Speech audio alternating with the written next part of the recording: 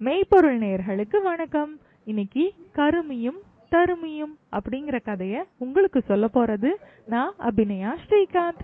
நான் இந்த கதைய அறிவு கதைகள் 100 அப்படிங்கிற புத்தகத்துல வாசிச்சேன். இந்த கதையை எழுதினவங்க பேரு கி. ஆ. பே. விஸ்வநாதம். கருமியும் தருமியும் கதைய கேட்க தயாரா இருக்கீங்களா? 2 பெருஞ்செல்வர்கள் ஒரு ஊர்ல வாழ்ந்து வந்தாங்க. ஒருவர் பேர் தருமி, மற்றவர் பேர் கருமி. ஒரே நாள்ல 2 பேருமே இறந்துட்டாங்க. அந்த ஊர்க்காரங்க திரண்டு வந்து 2 பிணத்தையுமே ஒரே நேரத்துல எடுத்துட்டு போய் சுடுகாட்டுல எரிச்சாங்க. 2 சடலங்களும் தனித்தனியா எரிஞ்சிட்டு இருந்துச்சு. அப்போ தருமியோட உடலை சுத்தி சூழ்ந்திருந்த ஊர்ல இருந்த எல்லாருமே, ஐயோ அள்ளி கொடுத்த கை எரியுதே, இன்சொல் கூறி வாழ்த்தின வாய் எரியுதே, எல்லாரும் வாழ நினைச்ச நெஞ்சு எரியுதே அப்படின்னு அழுது புலம்பிட்டு இருந்தாங்க. ஆனா கருமியோட சடலம் எரியும் இடத்துல ஒருத்தர் கூட இல்ல. வள்ளுவர் ஒருவர் மட்டும் நின்னு ரொம்பவும் துடிதுடிச்சு பதறி அழுதுட்டு இருந்தாரு. ஊர்க்காரங்க எல்லாருக்குமே வள்ளுவர் மேல கோபம் வந்துச்சு.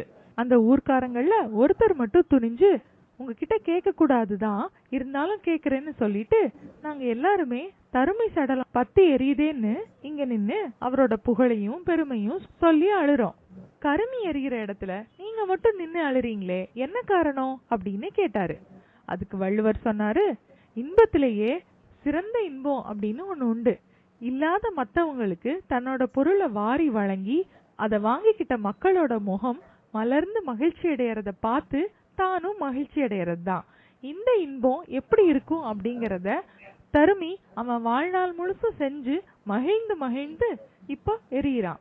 ஆனா இந்த பாவி பைய கருமி அந்த இன்பம் எப்படி இருக்கும்னே தெரியாம மறிச்சு எரியிறானே, ஐயோன்னு அலறி அழ வேண்டிய இடம் அது இல்ல இது அப்படின்னு வள்ளுவர் சொன்னாரு. அன்னைக்கு வள்ளுவரால ஈகையோட சிறப்பு ஊரார் எல்லாருக்கும் உணர்விலேயே கலந்த மாதிரி இருந்துச்சு.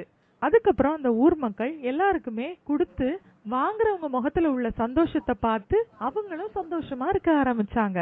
நாம அதை இன்னைக்கு தானே உணர்றோம், நாமளும் அப்படி வாழ்வோமா? இந்த முக்கியமான வாழ்க்கை கருத்தை சொன்ன குறள் என்னன்னு உங்களுக்கு தெரியுமா?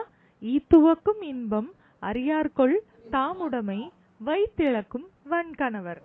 பிறருக்கு கொடுக்கறதுனால கிடைக்கிற இன்பத்தை பத்தி தெரிஞ்சுக்காம தான் சேர்த்து வச்சிருந்த பொருட்களை எல்லாம் இழக்கிறவங்க கல்நெஞ்சர்களுக்கு ஒப்பானவங்கன்னு வள்ளுவர் சொல்றாரு.